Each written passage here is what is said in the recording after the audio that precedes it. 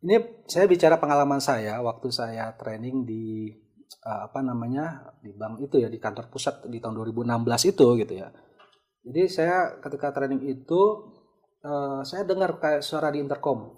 Bid single 14.000 sekian, bid 15.000 sekian gitu. Saya dengar tapi nggak berani nanya sebenarnya. Nah tiba-tiba dijelasin nih ya, kamu tahu nggak itu suara apa? Ya, itu suara broker yang menawarkan.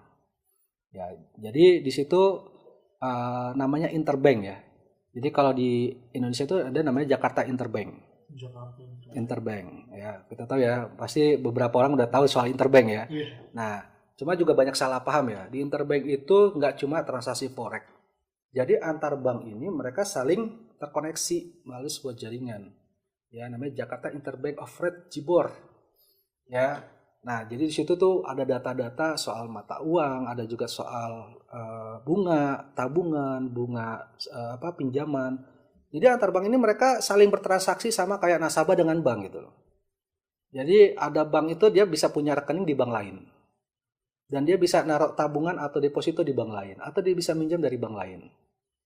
Nah itu jaringannya namanya interbank. Jadi hanya bank yang saling keterkaitan. Selain bank bisa nggak? Nggak bisa. Nggak bisa. Nggak bisa. Kenapa itu nggak bisa? Nggak bisa. Bahkan interbank. Hanya internal bank aja. Interbank. Jadi antar bank. Antar bank aja. Nah iya. Jadi orang suka salah pahamnya di situ tuh.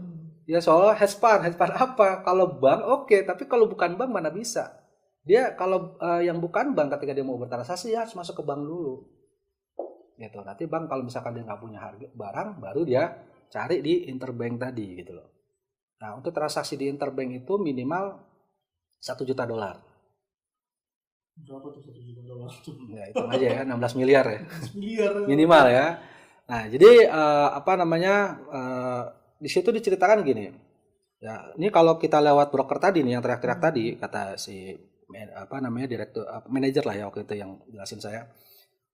Kita bayar nih kalau terjadi deal. Ya. Nah, terjadi deal, misalnya ternyata dia ada yang bid itu nyari berarti ya. Kita punya barang nih, kita kasih ke dia. Ya, bid tapi kita nggak tahu nih siapa yang ngebid, siapa yang nyari barang ini gitu kan. Nah, nanti udah oke, baru dipertemukan. Nah, itu kita bayar ke brokernya atau yang jadi ininya tuh yang teriak-teriak itu. Nah, saya nanya, brokernya ada sekuritasnya nggak atau ini tulisan belakangnya? Nggak ada, tadi dia bilang gitu. PT kan gitu. Nah, jadi terus dibilang gini, sebenarnya kita tanpa broker bisa loh. Kita langsung aja